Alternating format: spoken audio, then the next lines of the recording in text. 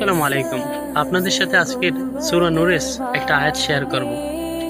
তার আগে জেনে নিন নূর কি। নূর মানে আলো। আর আলো কি করে? আলো অন্ধকারকে দূর করে।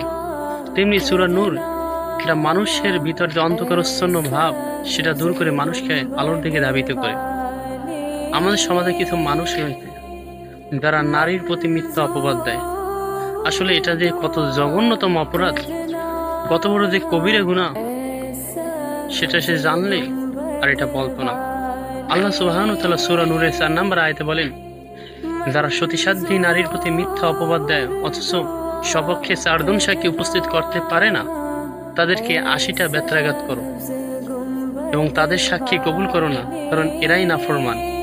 এখানে আল্লাহ সুবহানাহু ওয়া তাআলা বলছেন, যেই লোকেরা কোনো নারীর প্রতি মিথ্যা অপবাদ দেয়, তার সতীত্বের যে কলঙ্কের দাবি করে,